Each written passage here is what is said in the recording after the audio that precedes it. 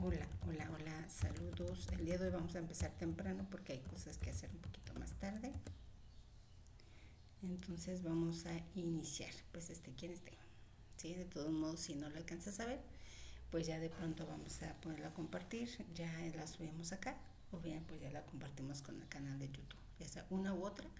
Ahí la puedes revisar con más calma. Si en dado caso no puedes verla de forma continua.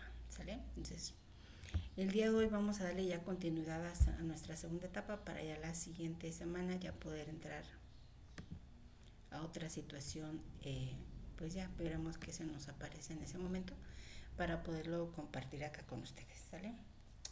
Sigo teniendo mucho calor, así es que voy a buscar algo con que quitarme este sudor porque me da calor.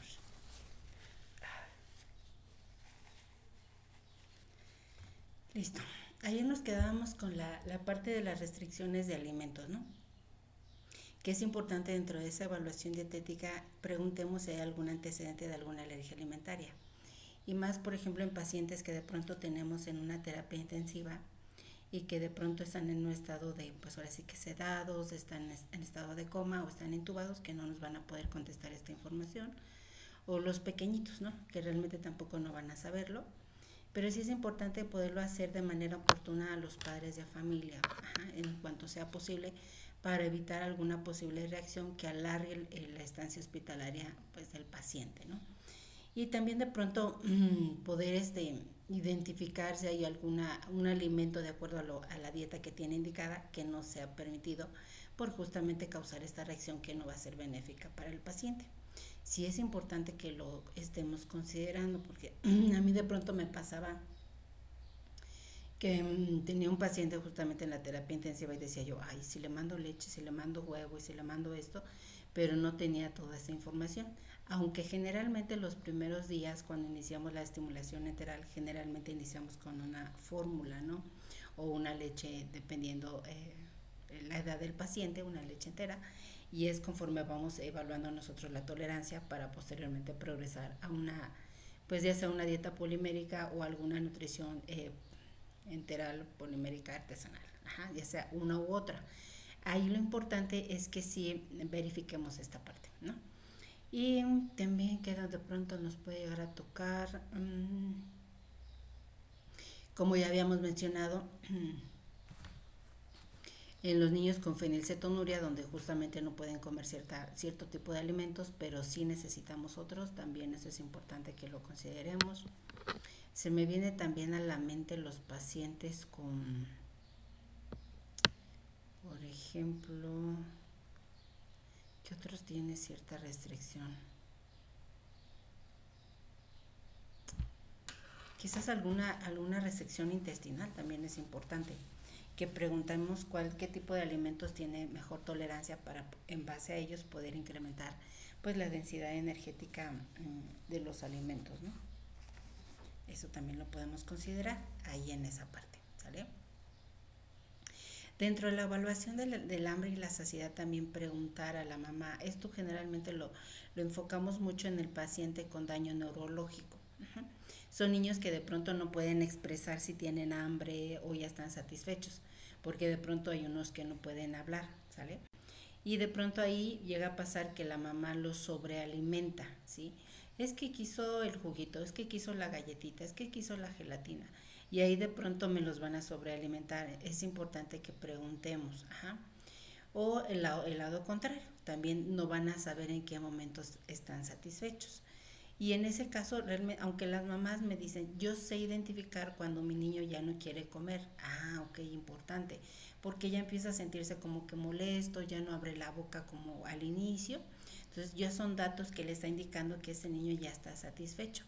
La otra forma que nosotros podemos hacer para poderle apoyar a la mamá e identificar esa saciedad es orientándole y calculando el plan de alimentación para que ella identifique qué cantidad de alimentos son las que requiere el niño para mantener ese crecimiento y desarrollo adecuado. Eso también lo podemos checar ahí, ¿sí?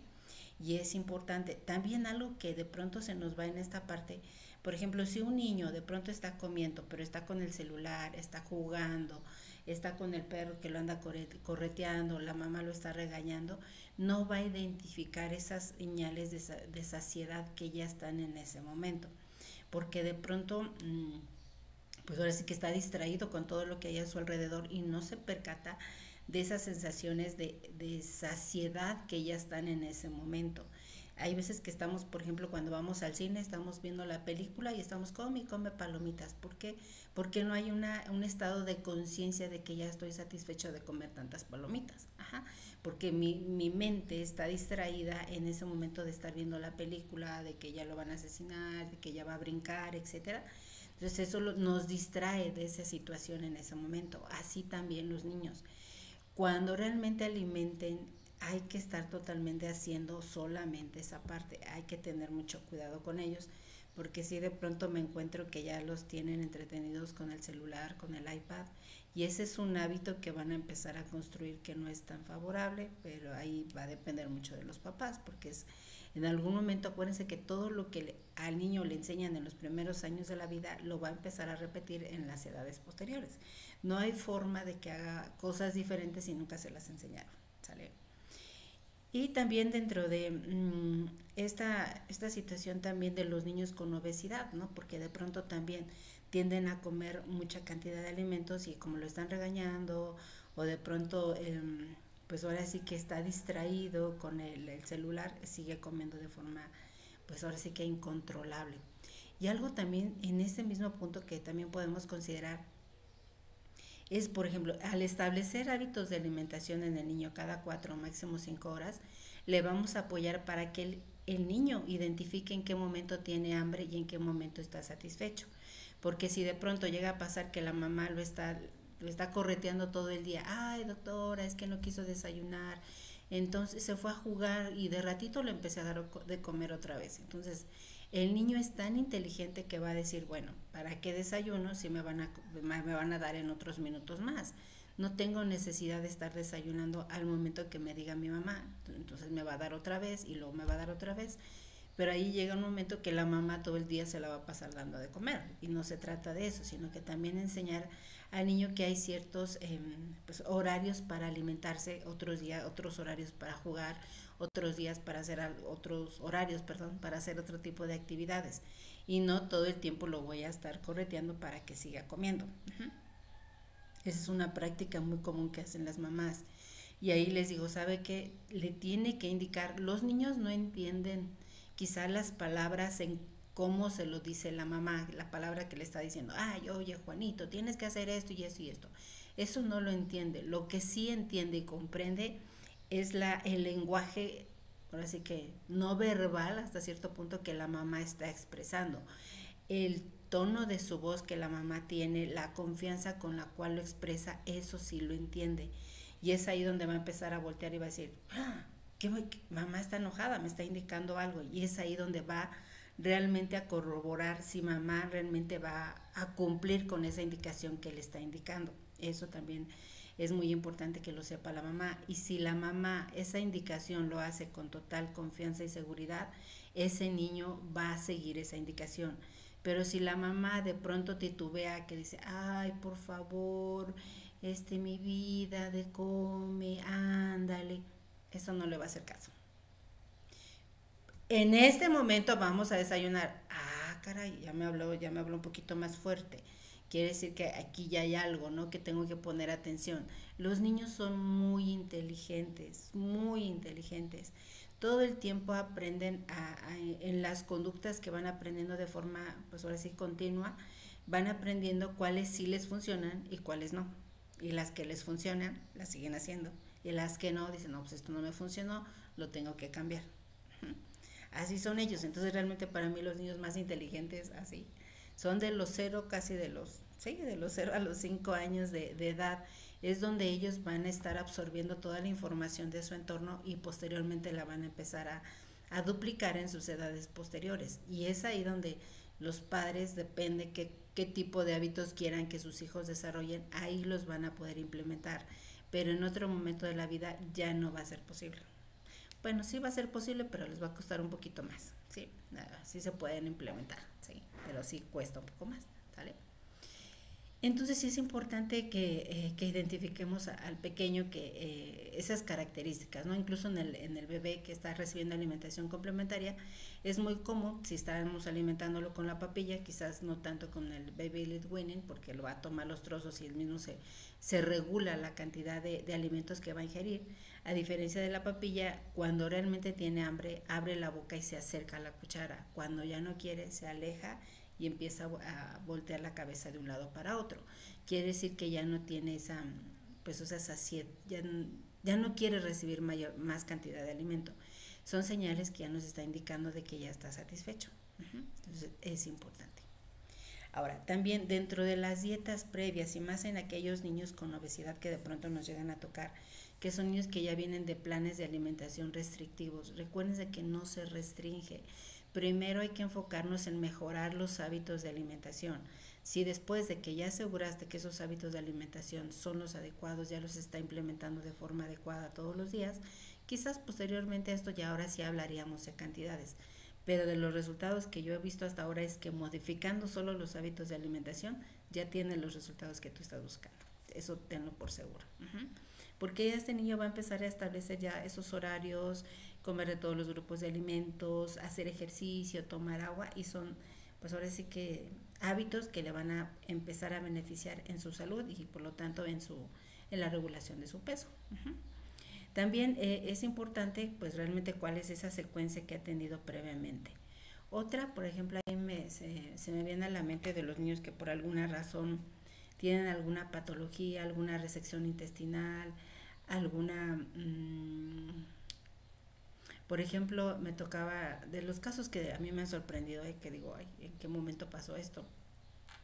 De una paciente, por ejemplo, que yo tenía con diabetes insípida, ¿no?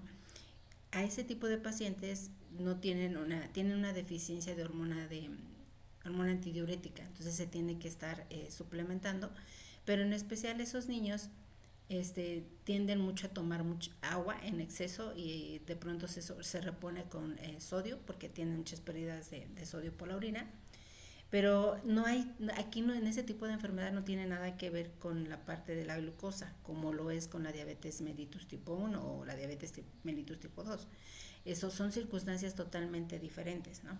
Incluso muchas de las consecuencias de estos niños con diabetes insípida llegan a padecer desnutrición por la falta de ingesta energética de alimentos sólidos que de pronto llegan a sustituirse por la ingesta de líquidos. Todo el tiempo quieren estar tomando agua y dejan de comer.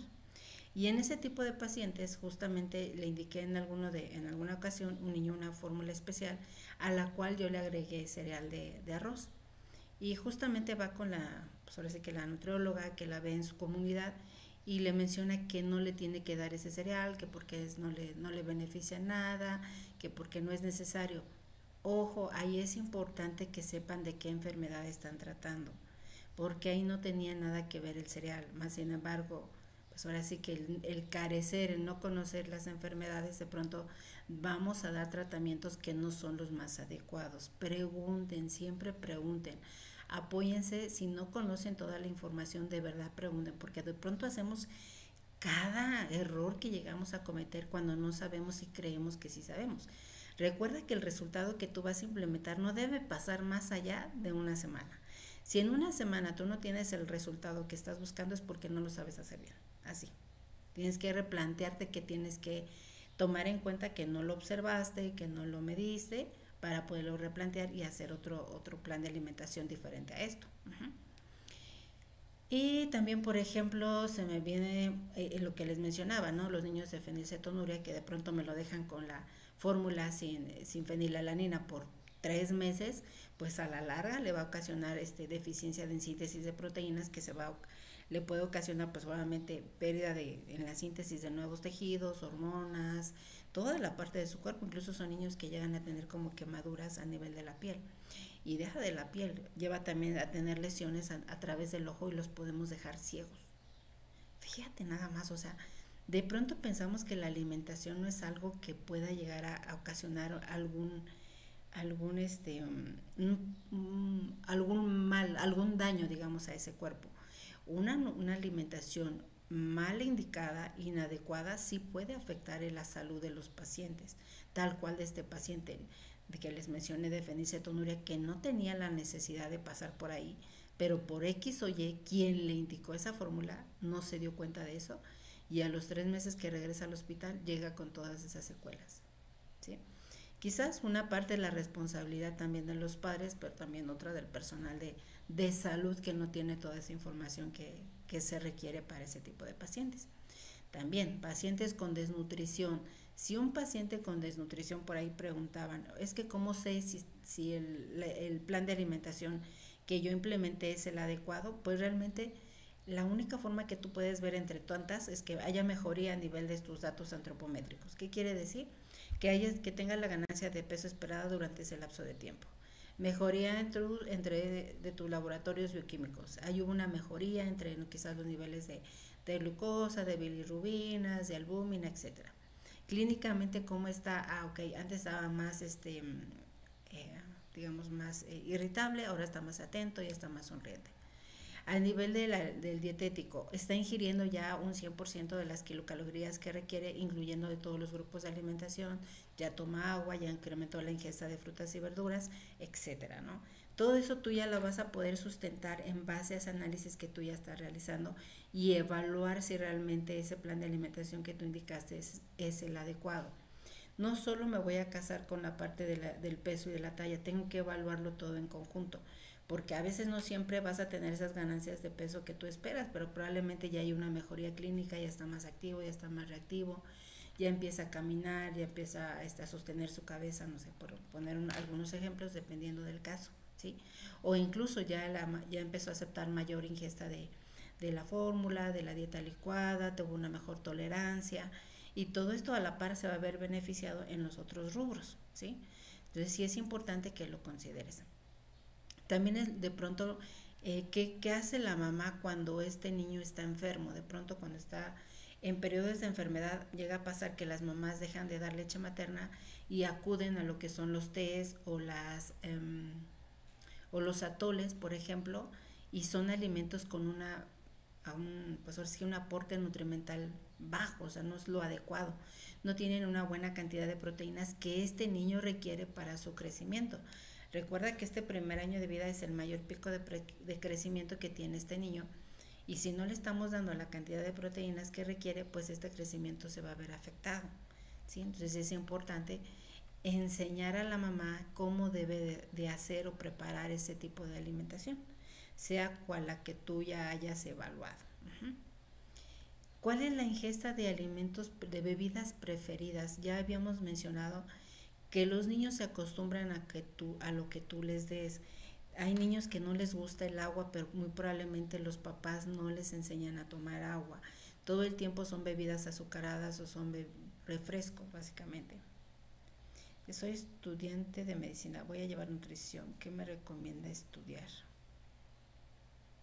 Pues por lo menos ahí tienes, pues me parecería las leyes de la alimentación. Yo creo que todo empieza por ahí, de identificar cuáles esas características que debe de tener esa alimentación, y en base a eso poderlo evaluar. Me parece que es un buen punto, porque desde esa parte, imagínate, gracias Edwin, tenemos que la ley a ver qué es, completa, equilibrada, inocua, suficiente, variada y adecuada, ¿no? Ya me acuerdo por las iniciales, cada quien se las aprende de forma diferente, pero yo me las aprendí así. Completa, ¿a qué se refiere? Que debe tener de todos los grupos de alimentos. Completa. Luego, equilibrada en las proporciones adecuadas. No quiere decir que todo el tiempo sea mucha carne o que solamente sean frutas y verduras y cereales. Debe haber un equilibrio entre todos estos nutrimentos para que este organismo reciba toda la cantidad de nutrimentos que requiere, ¿sale? Entonces tenemos completa, equilibrada, inocua, libre de sustancias que puedan causar alguna enfermedad. Suficiente en la cantidad de kilocalorías que requiere este niño para mantener este crecimiento adecuado. Sea un niño o sea un adulto, la edad que corresponda, la cantidad de energía necesaria para que ésta se mantenga en condiciones saludables. Ya dependen del estado de nutrición que tenga. Suficiente, luego variada, que varíe todo el tiempo el tipo de alimentos. Dentro de cada grupo hay una variedad de alimentos que es importante que se den rotación para que este paciente reciba toda la cantidad de esas vitaminas, minerales que tienen al momento de estarlos variando. También eso es una ventaja, y que ciertas sustancias que pueden llegar a ser tóxicas pues no se acumulen. También tiene un cierto beneficio esa situación, y adecuada a las características o la disponibilidad de alimentos que tiene en ese momento. Porque, por ejemplo, no le vamos a indicar quizás un niño de la sierra que ingiera una crema de almendras o crema de almendras o una crema de cacahuate, donde quizás donde él vive no tiene tanta esa disponibilidad de alimentos. Aquí lo interesante va a ser que, de acuerdo a esos alimentos que tiene, ¿qué podemos hacer para que esta alimentación tenga todas esas características que ya mencionamos, y realmente eso permita tener un estado de salud adecuado y también a la par reflejado en ese crecimiento y desarrollo para ese niño? Ahí se tiene que ver todo esto. Ahí toda esta parte de evaluación de dietética se va a tener que examinar de forma minuciosa para identificar cuáles son esas situaciones que no nos están permitiendo tener los resultados que estamos buscando en ese paciente. Y más aún, si tiene alguna enfermedad, pues aún así esta alimentación tiene que apoyar para que este desarrollo de la enfermedad ya no siga progresando o incluso se pueda solucionar. Dice Ismael, pero ¿cómo calcula la cantidad de kilocalorías para pacientes pediátricos? Va a ser muy diferente. Por ahí me parece que tengo un videito, pero te menciono acá. Es que aquí no lo tengo en esta presentación. Déjame ver, por aquí tenemos algo en el formulario aquí. Vamos a dejar chiquito vamos a buscar el otro. Acá está. Espérame, déjalo muevo. Y voy a dar un comercial, porque se vea. Esta es parte del formulario que tenemos acá. Mira, justo salió en esto. Por ejemplo, si vemos un paciente en consulta externa, nosotros calculamos la ingesta diaria recomendada de energía. Por ahí ya tengo un videito donde ya te puse una referencia de la OMS, donde vienen toda la cantidad de kilocalorías que se requiere por grupo de edad. Yo en este caso, como solamente veo pediatría, aquí yo hice este cuadrito que viene y ya te viene por rangos de edad. Por ejemplo, aquí para un niño que tiene actividad sedentaria, generalmente damos actividad física ligera. Aquel niño que va a la escuela, hace alguna actividad, hacemos la actividad física moderada, y aquel niño que hace más de 2 horas de actividad física ya sería una actividad física pesada. Estas IDR ya incluyen la parte del efecto térmico de los alimentos, ya incluye el crecimiento, ya incluye la actividad, ¿sí? Esto lo usamos, las ingestas diarias recomendadas lo hacemos para los niños que vemos en consulta externa, obviamente que no están hospitalizados, ¿no? Entonces, de estas hay para niños y hay para niñas, hay una u otra.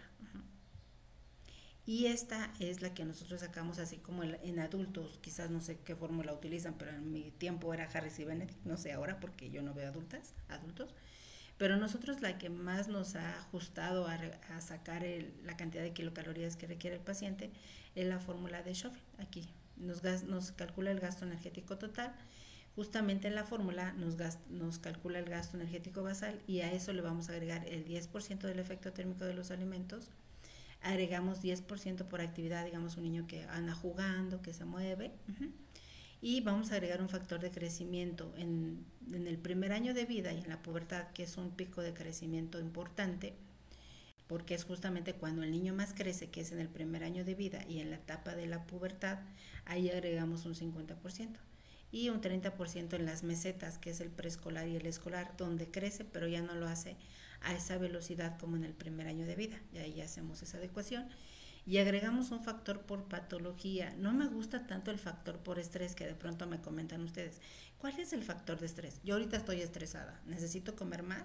Pues no necesariamente, ¿verdad? Pero sí por patología. Hay algunas patologías por la situación de malabsorción, de incremento en el requerimiento por el esfuerzo cardíaco, el esfuerzo respiratorio, va a implicar un gasto energético mayor, ahí se va a incrementar el requerimiento energético. En este caso, por ejemplo, algunas hepatopatías se recomienda del 30 al 50%, en el cáncer es una enfermedad catabólica, el 30%, las cardiopatías incrementan el gasto energético del corazón, una displasia broncopulmonar, la distensibilidad ya no es la misma, procesos de sepsis, que es un catabolismo, el VIH y SIDA, que también es otra enfermedad catabólica, El paciente con desnutrición también, porque obviamente hay que reponer esas pérdidas que tuvo para ayudarlo a esa recuperación. El paciente con fibrosis quística, por ejemplo, tiende mucho a problemas de mala absorción. Entonces tenemos que dar un requerimiento mayor y por yo puse aquí también la parte de fenilcetonuria, que es también algo que de pronto llegó a ver. Agregamos un 30% más por el tipo de fórmulas que utilizamos, que son a base de aminoácidos, donde la retención de nitrógeno es menor, ¿sí? Entonces sí es importante considerar el factor por patología, no tanto por estrés. No me gusta el estrés. Y para esto, pues ya hay formulitas tanto para niños de acuerdo a la edad, y para niñas también. Y de forma general, por ejemplo, aquí puse en esta referencia, kilocalorías para niño prematuro en promedio son 120 kilocalorías por kilogramo de peso, y en todo el primer año de vida las referencias te dicen que entre 80 a 100. Yo le digo, apréndete un número, 100 kilocalorías por kilo, y sobre eso ve moviéndote. Ya. Esta es la parte que tenemos del formulario. Ya por ahí viene un link donde en mi perfil está, si les interesa, ahí está. Y viene toda la información acerca de un poquito de las características de la dieta del paciente. También viene. Por ejemplo, aquí, me gusta, déjame ver. La referencia yo así la encontré, pero realmente yo aquí te puse unas, así sí lo puse aquí, mira. Que me preguntan qué porcentaje de macronutrientes debe de tener la dieta del paciente. Aquí te dice el lactante, el preescolar y el escolar. Si te das cuenta, el lactante es similar a la proporción que tiene la leche materna, va en promedio. Y aquí mismo te va diciendo las kilocalorías. Ajá. Y el preescolar, si te das cuenta, tiene un poquito más cantidad de lípidos, porque el crecimiento neurológico es mayor en esos primeros 5 años de vida. Es donde más crece. Pero también tú puedes ir ajustando estos porcentajes. Yo aquí son unas referencias que ahí me encontré de ese libro. Ajá. Pero a mí, en lo personal, en mi práctica, en mi experiencia clínica ya de mucho tiempo, a mí me sirve más esta. Una dieta normal, si es menos de 1500 kilocalorías, tú puedes usar. ¿Cuál será el para los adultos? Ay, Salgado. Yo no veo adultos mayores, Salgado. Ahí sí no te podría ayudar, que no tengo experiencia en esa parte, y de pronto me meto en cosas que ni sé, pues no te sabría decir. No veo adultos, por ejemplo, solamente veo pediátricos. Ahí sí tú lo que me quieras preguntar y apoyar, con todo gusto. Pero en adultos, otras etapas, ni embarazadas ni esas cosas, no. Y yo no me atrevo como a meterme a otras cosas, porque yo creo que cada uno de los que se dedican a hacer esa parte tienen su expertise en esas situaciones que ellos trabajan. Yo no tengo tanto ese tipo de población y no me gustan tanto, por eso es que no las hago. Ahí sí. Puedes preguntar por ahí a alguien que trabaje para adultos mayores, pues ahí. Incluso en las mismas referencias de la OMS te vienen kilocalorías para adultos mayores. Ahí sí te incluyen todas las edades, desde 0 hasta, no sé, 100 años, pensando. Ahí viene. Esa referencia está muy buena. Es de la OMS. Por ahí busca un videito y ahí está donde está esa referencia. Entonces decíamos que en dietas menores de 1500 kilocalorías, si nosotros usamos el 10% de proteínas, puede hacer un diagnóstico en formato PES con los percentiles, por favor. Ahorita vamos. Eso es muy sencillo, Brisa. Ay, no es cierto. Ahorita por ahí, si metemos algo aquí, con todo gusto. Ajá, lo metemos por acá, y entonces, por ejemplo, tenemos aquí 1500 kilocalorías, 10 de proteínas, 30 de lípidos y 60 de hidratos de carbono. Y en dietas mayores de 1500 utilizo 15 de proteínas, con la finalidad de que a final de cuentas pues logremos una RCP entre 30 a 40 que ayude a ese anabolismo en el paciente. Por ahí preguntan diagnóstico PES. Déjame, pues yo por acá tengo algo. Parece que sí. Mira, aquí te lo voy a poner. Aquí hay un ejemplo. Aquí en este mismo formulario metí algo de alimentación, todo lo que es el proceso de atención nutricia, ¿sí? De hacer un diagnóstico PES. Y también viene un ejemplo de un paciente. Vamos a pensar, ¿qué dices aquí? Las percentiles. Mira, aquí está. Aquí yo los pongo porcentajes de adecuación. Ahí tú tendrías que ajustarlo a percentiles, pero va a ser la percentila 50. Por ejemplo, este es un paciente de 1 año de edad con diagnóstico de encefalopatía motora fija con zona de gastrostomía, peso 10 kilos y 75 centímetros. Estos son sus indicadores. En este caso, el problema vendría siendo alimentación por vía, pues ahora sí que Yo le pondría alimentación, porque es una alimentación por sonda. ¿Cómo le pondría el problema? Cubrir requerimiento energético, ¿sí? Tenemos cubrir aporte energético. Es que no me acuerdo ahorita de los diagnósticos que hay como problema. Aporte energético adecuado, vamos a ponerlo así. Y etiología evidenciado, ese es, esto se me olvidó, ese problema evidenciado relacionado. Okay. Aporte energético adecuado relacionado a indicación de ¿sí? O capacitación de preparación de dieta polimérica artesanal. Dieta polimérica, nutrición enteral polimérica artesanal. Ajá. Evidenciado pues, obviamente por sus indicadores peso edad, peso talla y talla edad. O puedes poner los indicadores en base a las percentilas, entre percentila del peso edad y peso talla y talla edad. Ahí, y justo, ya ahí quedó. Este niño está normal, pero por ejemplo ya hay un niño con desnutrición, en este caso el problema sería la desnutrición y tú lo que vas a hacer es aportar una ingesta energética adecuada que favorezca el crecimiento y la mejoría del niño, ¿no? En cuanto a peso y talla. Ahí también sería, por ejemplo, ya me entendiste, ya, ok, ya no te explico más, no te doy más ejemplos, pero más o menos ya me entendiste, ok, sí, así justo. ¿Sí? Aquí lo importante es que en la etiología tú tienes que, ese es lo que tú vas a hacer, que lo tengas bien claro. Y en esta identificación de problema, etiología y signos y síntomas, no debe haber términos médicos porque eso ya es trabajo del médico. En nuestro caso es nuestra parte nutricional y entonces en la etiología tú tienes que identificar qué es lo que vas a hacer en el paciente. Si estás observando que el niño está desnutrido y tiene un insuficiente ingesta energética, ¿qué vas a hacer tú ahí en la etiología? Vas a asegurar que la cantidad de kilocalorías que tenga este niño sea la adecuada. ¿Cómo lo estás evidenciando? Con las percentilas o los porcentajes de adecuación que tú tengas. Pero aquí sí tiene que ser muy claro, si tú sabes identificar la etiología, ya ahí tienes el trabajo asegurado, porque básicamente es lo que tú te vas a dedicar a eso. Si te parece la próxima, ay caray, no sé cuál sea princesa de Disney, pero no sé cuál sea. Espero que sea una de tantas de esas bonitas que son. ¿Sale? Ok. Bueno, a ver, seguimos entonces acá. Aquí ves sapitos. Ay, caray, ¿cuál será? La voy a buscar, no sé qué sé. Buenas noches, ¿quién es María? Suena seguidora de qué país. Liz, ¿qué dice?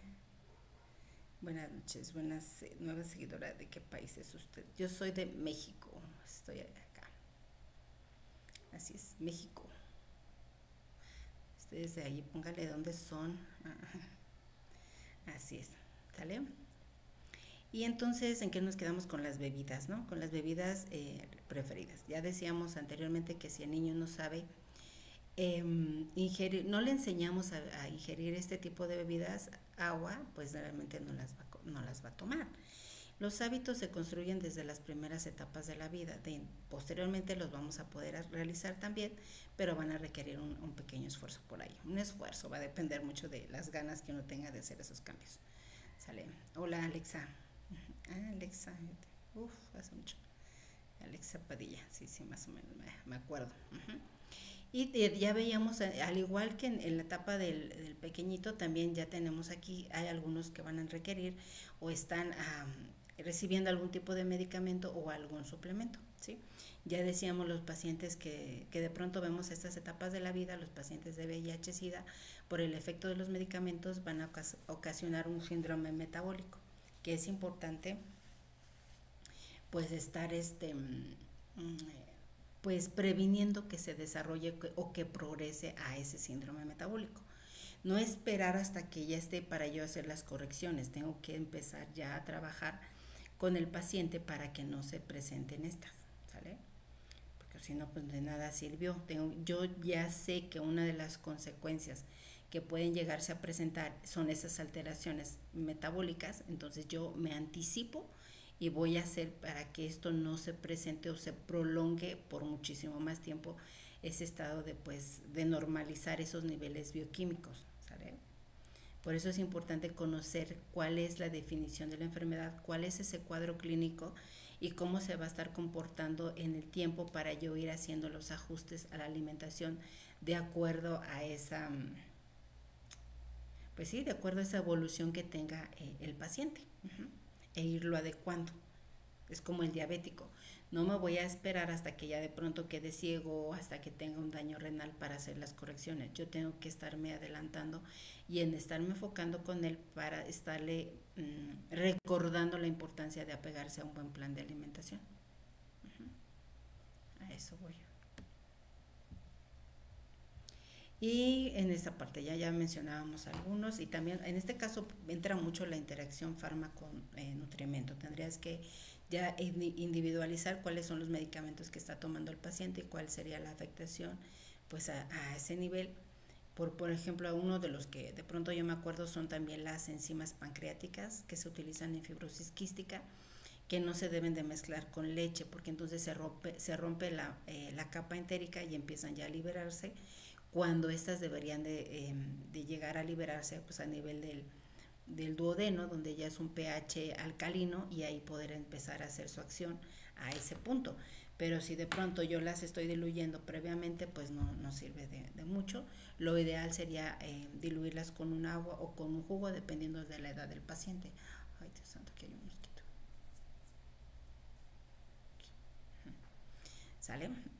Entonces ahí hay que verlo. ¿Sí? Y por mencionarles algunas. ¿Sale? De toda esta parte de la evaluación dietética, que sí es importante, ¿sale?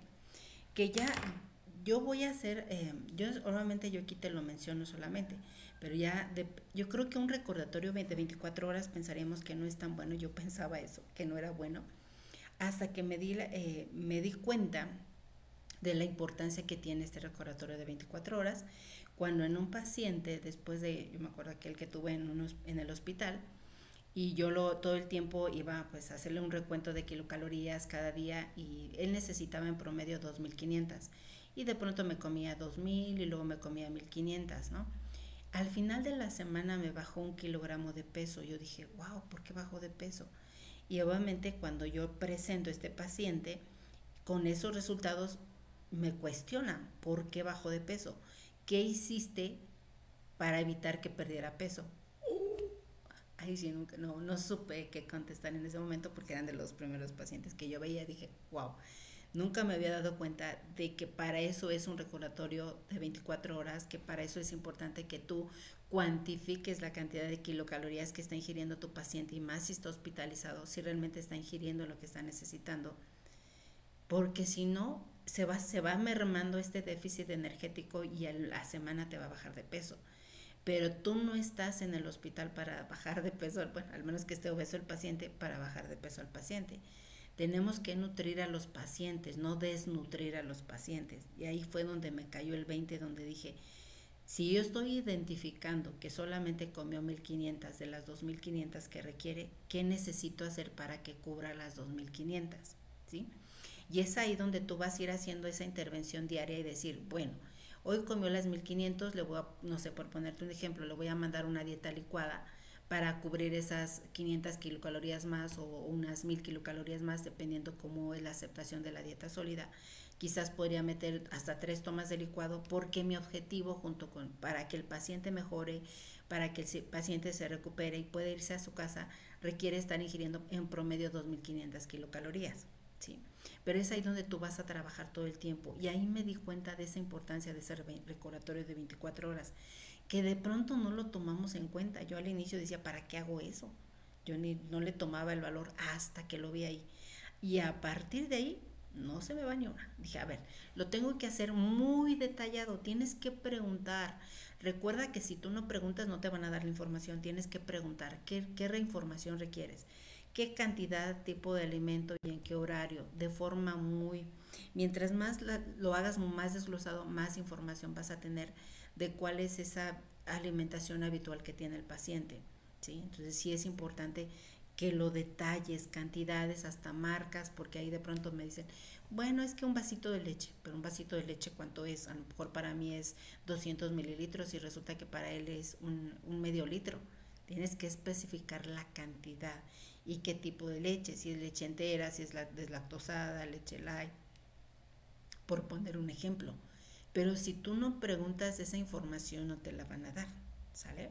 Entonces, ahí hay que checar y por eso hay que hacerlo muy minucioso. Ese es como tú, para mí lo considero como un plus que tiene el nutriólogo, hacer un buen recordatorio de 24 horas, porque tú vas a cuantificar qué cantidad de kilocalorías ingiere con respecto a las que necesita y si son suficientes o no, ¿sí? Porque tú lo tienes que hacer, pum, pum, pum, pum, pum, cuántas kilocalorías aproximadas, ¿eh? Obviamente un registro diario de consumo te va a dar una información mucho más eh, cercana a la ingesta energética, pero también un recordatorio te puede hablar de un poquito de la calidad de los hábitos del paciente y ahí también puedes obtener muchísima información. Va a depender mucho sobre qué lo quieres enfocar, ¿sale? O bien, incluso complementarlo con una frecuencia semanal de consumo, porque de pronto el día de ayer tú le haces el recordatorio del día de ayer y resulta que ayer no tomó refresco, pero un día antier sí lo tomó. Entonces le preguntas, ¿qué tan frecuente ingieres refrescos? ¿Qué tan frecuente ingieres galletas o golosinas? Y ahí te va a dar un panorama más de los hábitos que hace de forma rutinaria y te va a dar un panorama más general de ese tipo de alimentación. Fíjate, algo que aquí se me ha pasado y no lo me parece importante es la actividad física. ¿Cuánto hace de actividad física? Yo creo que sería otro rubro por ahí que se me ha pasado hasta ahorita que lo estaba observando. Es importante preguntar qué tipo de actividades hace el paciente en cuanto a un esfuerzo pues que implique pues ahora sí que tan solo elevación de su frecuencia cardíaca, una captación de oxígeno, porque implica un esfuerzo que hay en ese momento. Pero de pronto también hay que estarlo preguntando y qué tan frecuente lo hace. Ahí, no sé, ya de pronto va a depender de cada quien, por lo menos yo, para mí es todos los días 1 hora. No necesariamente tengo que hacer el ejercicio quizás los fines de semana, pero sí hacer actividades donde implique un gasto energético. Quizás me pongo a lavar, me pongo a planchar, hacer la casa y también implica un gasto energético. Hay que hacer actividades con gasto de energía, no que nada más me la vaya a pasar acostada sin hacer nada, ¿no? Aquí es importante porque el cuerpo requiere movimiento, requiere activación, porque le estoy dando energía, pero esa energía la tengo que estar ocupando para que no se acumule de manera constante, ¿sale? Entonces ese recordatorio de 24 horas es importante que calcules la cantidad de kilocalorías que está ingiriendo, ¿sí?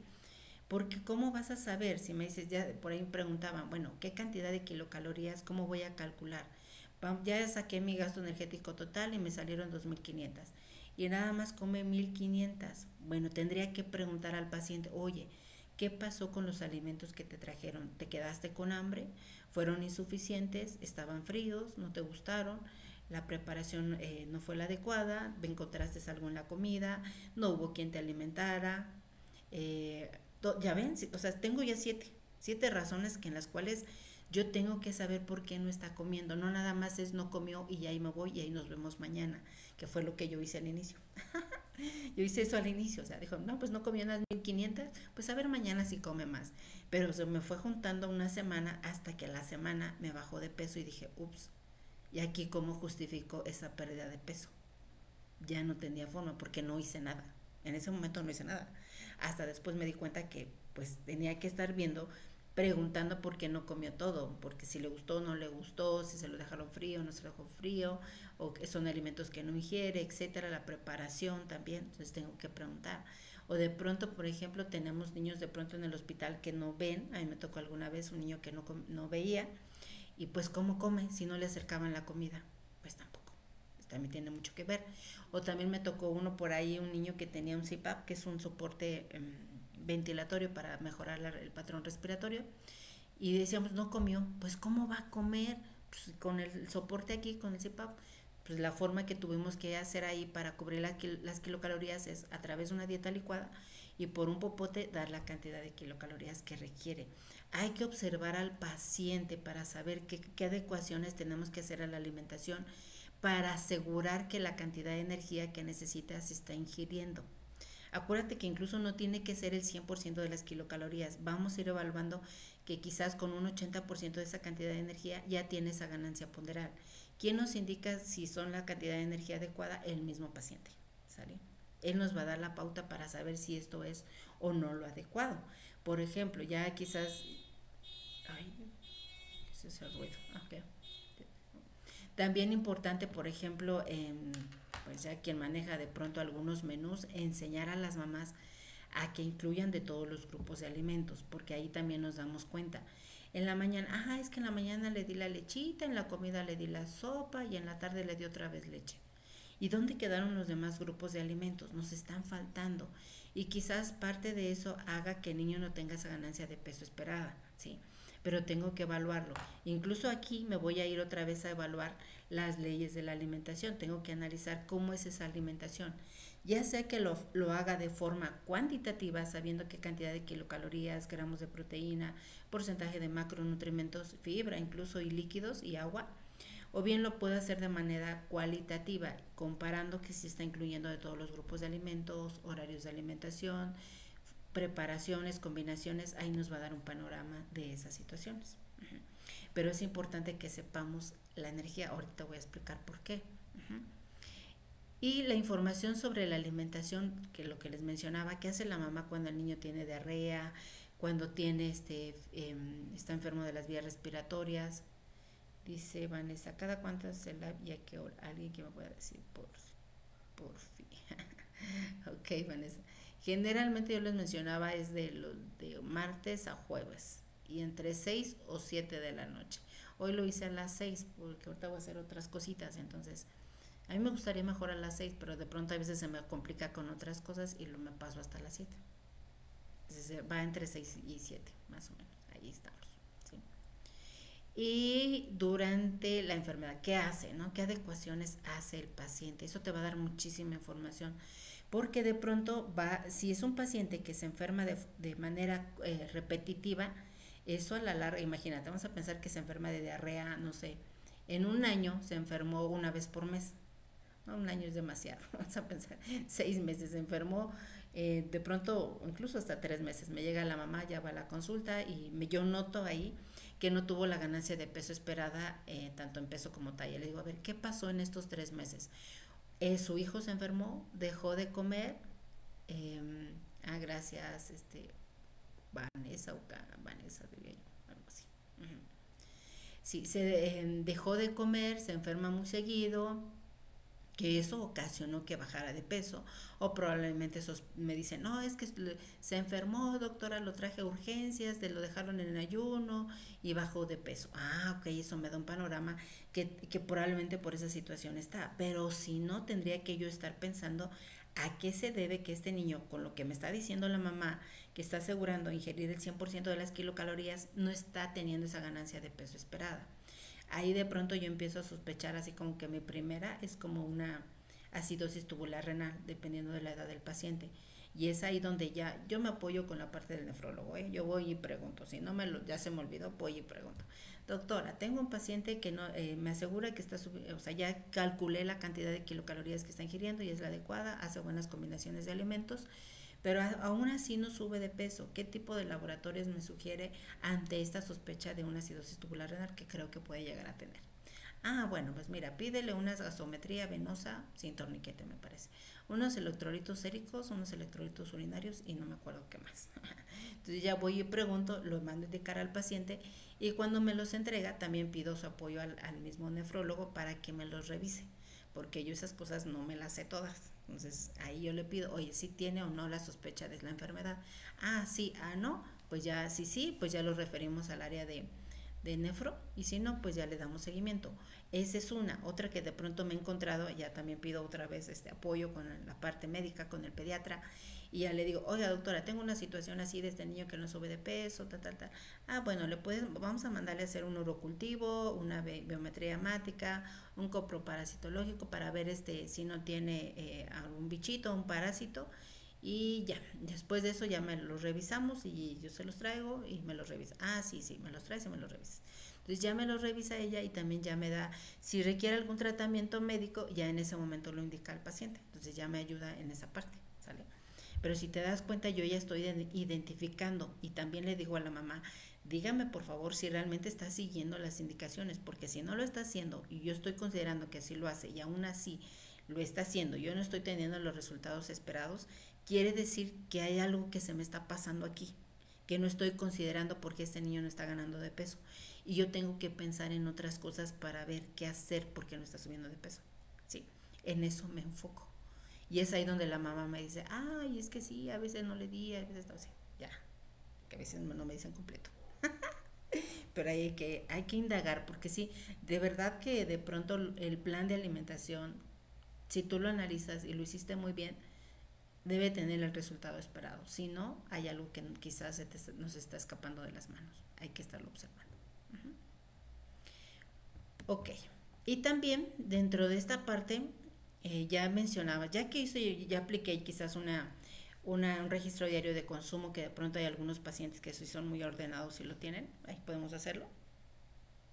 Pero tenemos que cuantificar cantidad de kilocalorías. ¿Por qué? Porque si este paciente requiere 2.500 y solamente está comiendo 1.500, ¿qué voy a hacer?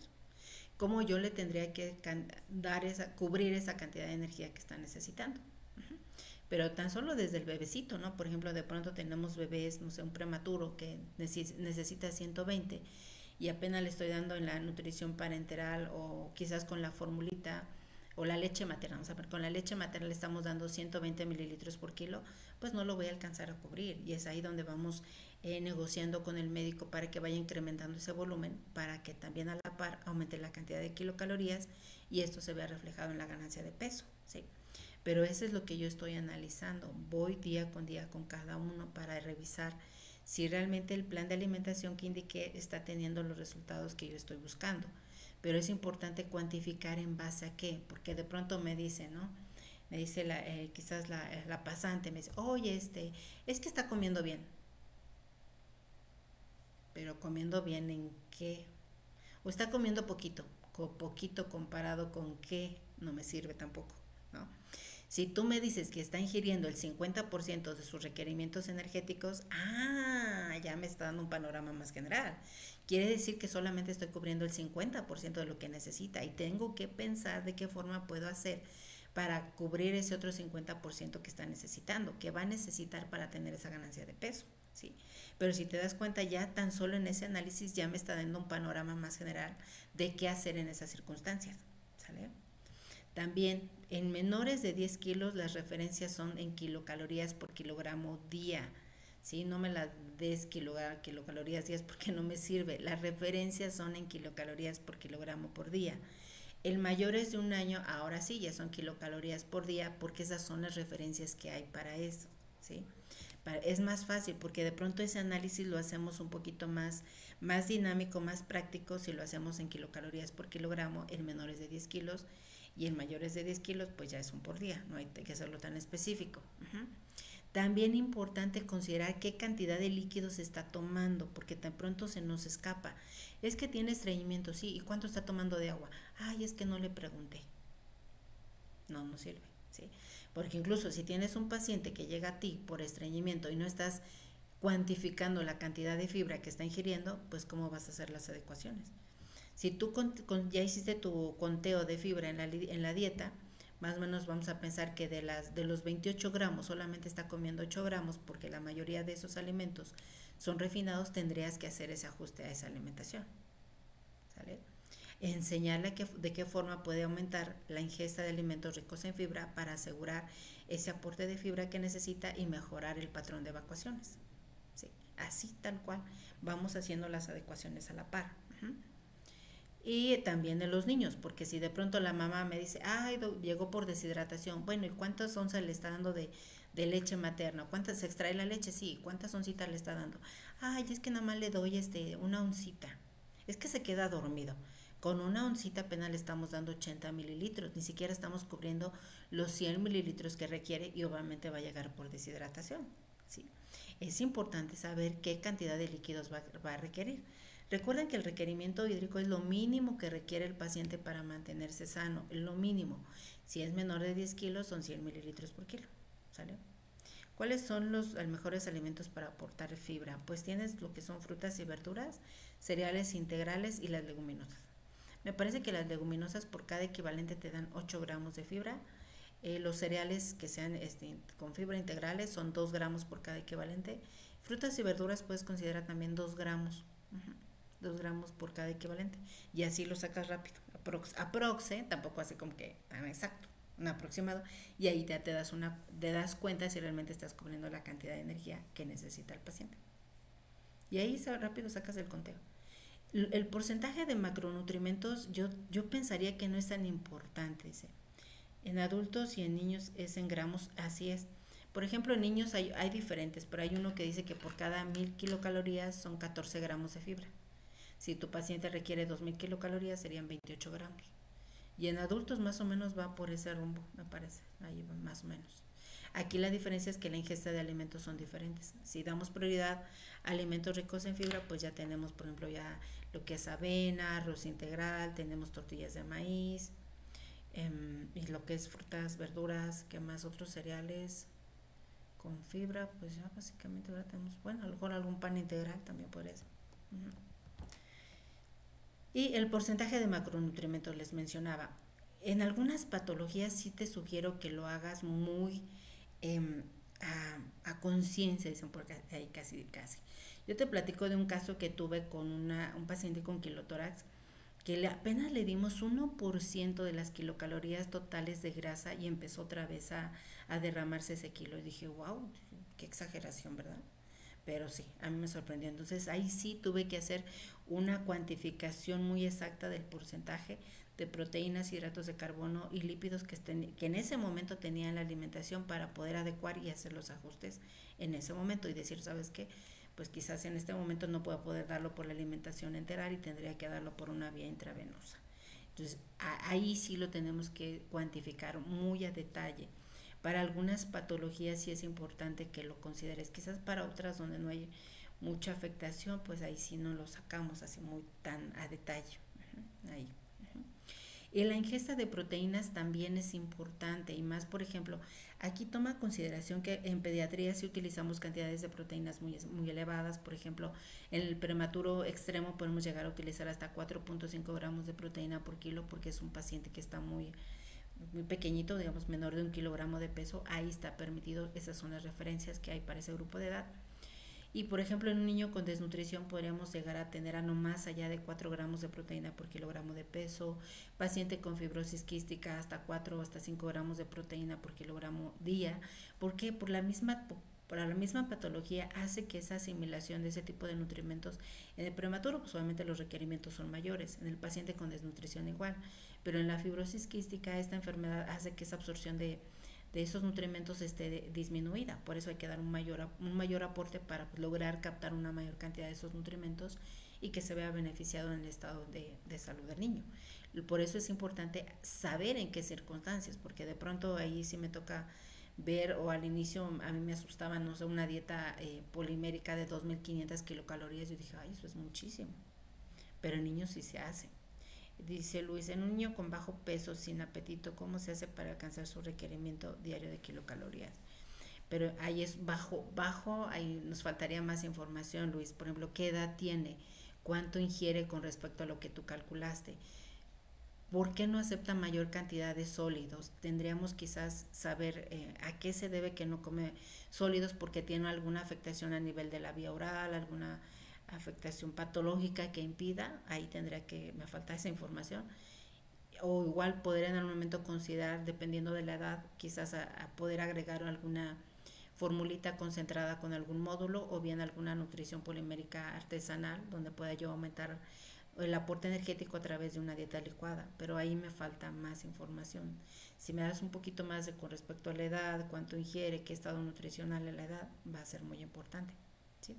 Algún día, por ejemplo, si tienes un caso o alguno de ustedes tiene algún caso de algún paciente y lo quiere compartir acá y platicarlo, estaría excelente. Tú aprendes, y aquí todo el tiempo cuando yo veo un paciente, todo el tiempo veo en ese paciente el proceso de atención nutricia.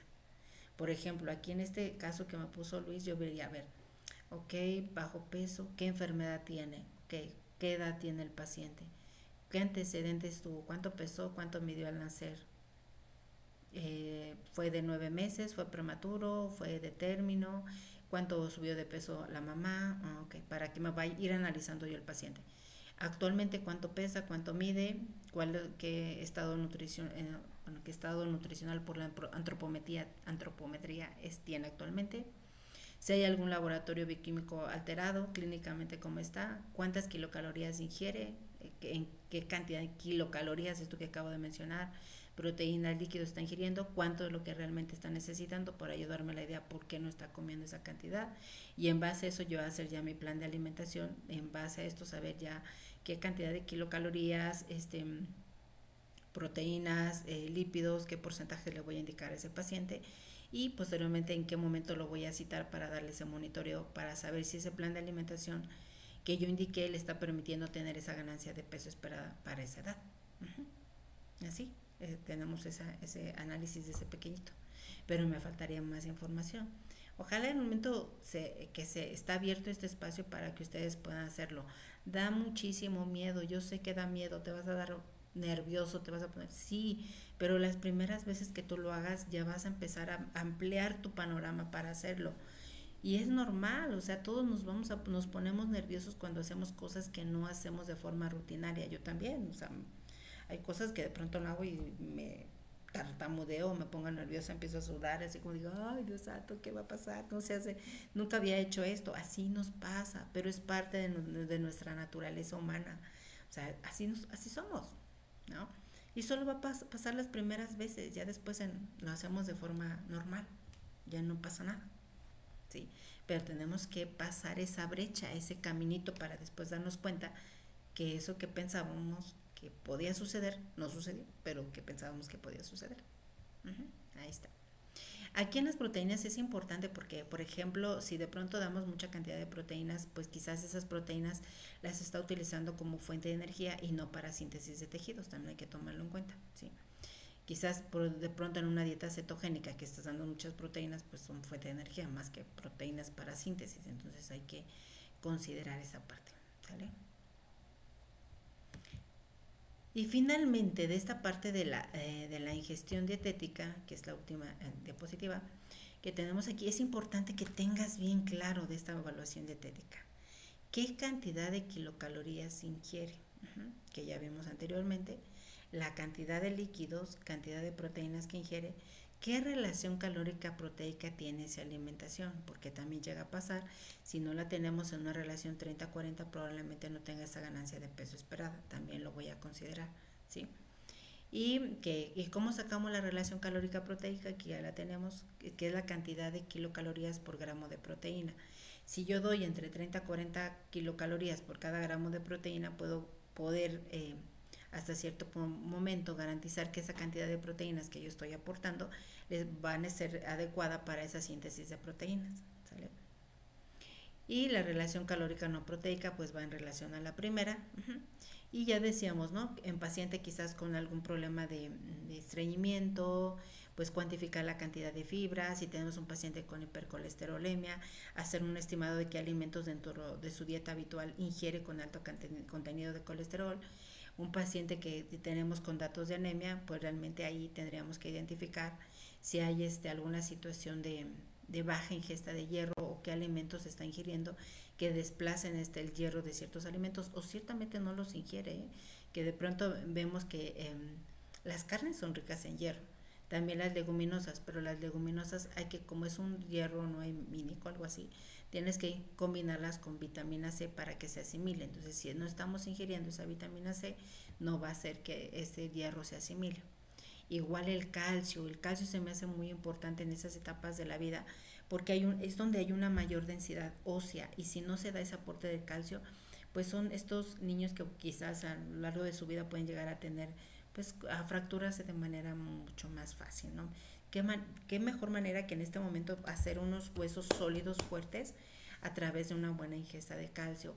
Aunque realmente por ahí de pronto nos encontramos nutriólogos que dicen, es que la leche no, es que los lácteos no. De verdad en la infancia no tenemos alimentos tan ricos en calcio como los lácteos. Los niños no comen tantas tortillas, no comen tantas verduras de hoja verde para obtener ese calcio. Ok, tenemos un paciente que va a hacer dieta vegetariana, pues considera un aporte de calcio extra a través de un suplemento, porque entonces así no lo vamos a poder alcanzar. Y es importante asegurar este tipo de nutrimentos en esta etapa de la vida. ¿Sí? Entonces, si se dieron cuenta, esta parte de la evaluación dietética pensaríamos que, a veces yo les soy honesta, era de las que decía yo, ay, evaluación dietética, ay, nada más es preguntar qué come y no. Si tú sacas la mayor información de este punto, vas a poder mejorar o dar un mejor plan de alimentación que realmente impacte en la salud del paciente. Incluso aquí que te mencionaba, ¿no? La parte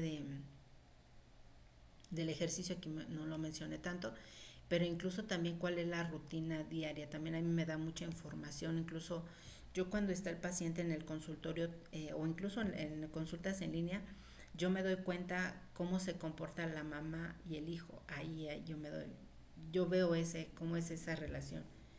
Dice Kate, ¿cómo se puede abordar a un niño de 4 años ingresado en la unidad de cuidados intensivos con diagnóstico médico de infarto cerebral? Igual que todos igual como te mencioné del caso anterior. Primero, ok, tenemos un niño con un infarto cerebral. ¿Qué edad? ¿Qué antecedentes tiene? Peso y talla al nacer, es prematuro, porque entonces ya me va a dar una idea si ya viene desnutrido desde antes o ya es ahora. Como regímenes básicos de que ahí ponemos un ejemplo como cuáles para yo poderlo tener más claro. Ok, entonces ya, ¿no? Ahora, en cuanto al diagnóstico antropométrico, ¿cómo se encuentra? Bueno, porque no va a ser lo mismo para un desnutrido, para uno normal, para un sobrepeso, una obesidad. Ahí me va a dar diferentes situaciones que debo de considerar. ¿Sí? Ahora, ¿cómo se encuentra bioquímicamente? Si está en la terapia intensiva, ¿cómo están esos laboratorios? Para irlo yo visualizando si hay alguna situación que deba de considerar al momento de hacer esa adecuación. Ajá. Y seguramente por infarto cerebral seguramente debe estar intubado, debe estar en estado como sedado, ajá. Y seguramente, blando, líquido, hídrico, liviano, como una dieta, como dietoterapia, ¿no? Pues déjame ver, a ver qué te puedo apoyar en eso. Voy a revisar, porque como realmente en ahorita donde estoy no utilizo esas dietas, nada más es leche materna y sucedáneos y nutrición parenteral.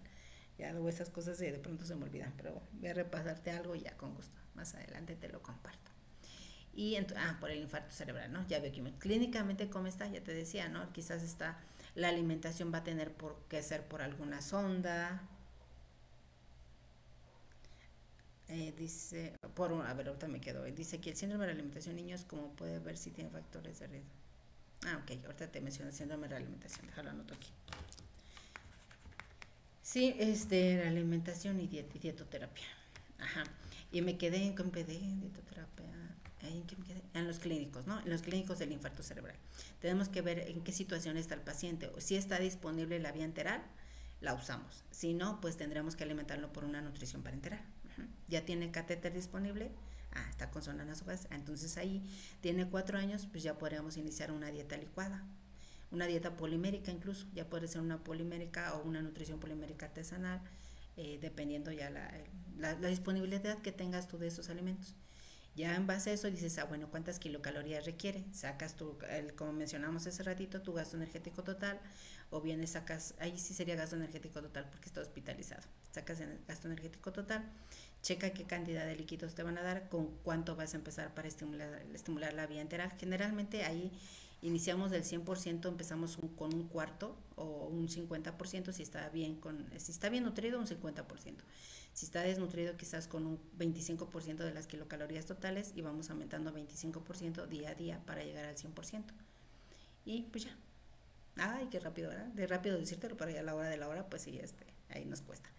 Pero sí, es justamente en todo tipo de paciente, siempre va a ser tu proceso de atención nutricia, no te lo puedes escapar de él. Siempre lleva ese orden. Si tú llevas ese orden, te va a ayudar muchísimo a poder identificar qué hacer en cada momento, qué hacer para tú aterrizar ese plan de alimentación, porque si te pierdes si nada más vemos datos aislados, no nos va a servir. Guíate paso a paso cómo va, ¿sí? Y ahí te puedes, y la práctica te va a hacer en un momento irlo haciendo más rápido, pero créeme que en todo paciente que yo veo día con día, todo el tiempo en mi cabeza están esos pasos aquí. Todo el tiempo no me salto ninguno, porque si me salto alguno, me pierdo. Entonces tengo que irlos por tiempo. Uh-huh. Por ejemplo, ese ratito vimos un paciente con un prematurito que dice la doctora, vamos a iniciar nutrición parenteral. Ok, doctora. Está con problema respiratorio y no me permite iniciar la alimentación enteral. Ok, va. Entonces ya tiene un catéter central, entonces es un paciente prematuro con una síndrome de dificultad respiratoria. Ahorita está antropométricamente está normal, está todo normal, peso, talla, bioquímicos dentro de parámetros normales, clínicamente pues está en ayuno, sin fiebre, destrosis dentro de parámetros normales. Este paciente, como acaba de nacer, pues no hay un recordatorio de 24 horas y él requiere en promedio 120 kilocalorías por kilo. Los líquidos que me van a dar para el día de hoy son 85 mililitros y se mantienen los destrosis entre 70 y 80. Entonces le indicamos una NPT a 85 mililitros, le dejamos 5.5 miligramos de glucosa kilo minuto, que representan 8 gramos de glucosa, 2 de aminoácidos, 2 de lípidos, 0 de sodio, 0 de potasio, 200 de calcio, 50 de magnesio, 0.3 y 3.2 de MBI y 100 de LEVO. Y ya, eso nos da 55 kilocalorías. Relación calórica por proteica de 27. Te lo digo porque lo acabo de hacer en la mañana, ¿sale? Pero así, y en ese lapso de tiempo, si te das cuenta en cada uno de esos pasos, yo analicé todo ese proceso de atención nutricia. Es lo que hacemos en cada uno de ellos. Exactamente, todo el tiempo. Todavía tengo pendiente hacer esa parte, sí, tengo esa situación de hacer nuestro programita, que vamos a hacer una clase ya muy específica, nada más una vez a la semana, porque no todos los días tengo oportunidad de estar acá. Hacer un día a la semana una clase, yo creo que los viernes de 2 horas más o menos, y ya después ya les voy a dar la información sobre un temario que para mí son temas muy básicos que requerimos implementar para hacer esta intervención, pero más allá de teoría es práctico. A mí sí me gusta la teoría y la tengo que saber, ¿no? Para poderla implementar acá, pero la práctica es lo que de pronto nos da miedo hacer, pero es donde vas a tener tú las habilidades para poder desarrollar todo ese criterio clínico y poder realizar esa intervención nutricional con cada uno de tus pacientes. Ahí lo tenemos que hacer, ¿vale? Y finalmente, pues aquí acabamos. Me preguntabas del síndrome de realimentación. El síndrome de realimentación, en aquellos pacientes que tú debes de tomar mucho en cuenta y es muy probable que suceda, es en aquellos pacientes que tengas con una desnutrición grave, tipo marasmática o tipo kwashiorkor. Lo tienes que identificar. Si tienes un paciente con esas dos circunstancias, en ese caso que tengas un peso para la edad menor de 60% o un peso para la talla menor del 70%, ahí sí aguas, porque ese niño corre el riesgo de caer en síndrome de realimentación. Aquel niño que tiene un peso para la talla pues, arriba de 80, de 90, eso no hay problema. O sea, con desnutrición moderada a leve, tú puedes meter el 100% y no pasa nada. Esos son más adaptables. Pero un desnutrido grave, marasmático, kwashiorkor, ahí sí lo vas a tener que hacer más con pincitas porque corremos ese riesgo. Y para esos dos estados de desnutrición, pues la intervención es muy diferente, porque uno tiene edema y el otro no lo tiene. En uno no le podemos dar tantos líquidos y en el otro sí. Entonces ahí es donde tenemos que hacer esa progresión un poquito más paulatina y un poquito más despacio, sin irnos de sopetón. Incluso un paciente con kwashiorkor se recupera más fácilmente. O sea, en una semana, si lo sabes hacer, en una semana ya lo recuperaste. En un paciente marasmático se lleva más tiempo, hasta 1 mes o 2 meses, porque ya esa desnutrición ya está más adaptada a esa carencia de alimentos. O sea, pues ahora sí que ya se acostumbró a no comer. Y de inicio no te comen el 100%, van aumentando de forma paulatina la ingesta energética. A diferencia del kwashiorkor, que ese sí come más ingesta en los primeros días. Eso está bien bonito, también me gusta mucho el tema de desnutrición. Porque me encanta, ¿no? Antes yo decía ¿para qué quiero ver desnutridos? ¿O para qué saber de desnutrición si en México no hay desnutridos? Pues no, pues quizás por ahí están escondidos, pero sí los hay. En los hospitales es muy común la desnutrición, y muy pocos de pronto los nutriólogos que sabemos tratar una desnutrición. Yo soy de las primeras que decía ¿cuál presenta mayor edema? El kwashiorkor. El kwashiorkor es un paciente edematizado. Ajá.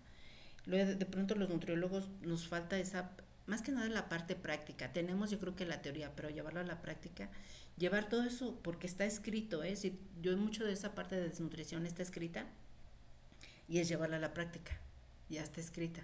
Pero esa parte de llevarlo a la práctica como que de pronto nos pierde, como en la escuela no hacíamos tanta práctica, ahora cómo lo llevo, cómo lo implemento, es ahí donde nos perdemos un poco. ¿Sí? Dice Gabriel, ¿alguna referencia bibliográfica para el tema sobre desnutrición que nos pueda recomendar? Hay un capítulo que a mí me encanta de ese libro, desde el libro de nutriología médica, me parece, y hay el capítulo de desnutrición. Ese es un libro abierto porque todo lo que ves tú ahí está en el paciente. Ese capítulo a mí me gusta muchísimo. Incluso quien lo desarrolló fue quien en aquel momento fundó todo lo que es la nutrición pediátrica en México, la doctora Georgina Toussaint, ¿no? Muy buena. Y el doctor por ahí todavía anda por ahí, un doctor que también no me acuerdo cómo se llama, que también hizo esa parte. Y hay otros temas por ahí también ya del doctor Federico Gómez, que también inició toda esta parte de desnutrición y él identificó todo el cuadro clínico de cada tipo de desnutrición. Ese también está muy bonito. Pero ese capítulo que viene ahí está muy padre de desnutrición. A mí ese me gusta muchísimo. Ahí chécale por ahí si alguien lo tiene, o incluso hay algunos que por ahí llegan a comentar algo, y ahí ese me encanta, ese capítulo. Y más en cuanto a pediatría, no sé, para parte de adultos. Y ya yo creo que si entras en algún PDF, también te va a dar mucha información de desnutrición. También te va a dar mucha. ¿Sale? Chicos y chicas, pues miren, ya terminamos este tema. El día de hoy es jueves. Pues ya por ahí les voy a subir esta información para que ustedes la puedan repasar en algún otro momento y la tengan en cuenta para hacer sus intervenciones. Gracias a Edwin por esos regalos, también a Canesa, se llama acá, y Joseph, muchas gracias. Y también pues gracias a todos ustedes por compartir este tiempo con nosotros. Dicen, ¿dónde puedo ver imagino que el PowerPoint o algo así? Esto lo subo en un canal que tengo aquí, se llama de YouTube. Ay Dios, ¿cómo se escribe esto? Se llama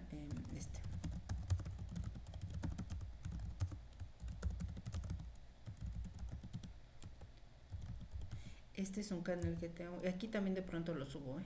Nada más que de pronto aquí se pierdan entre todo.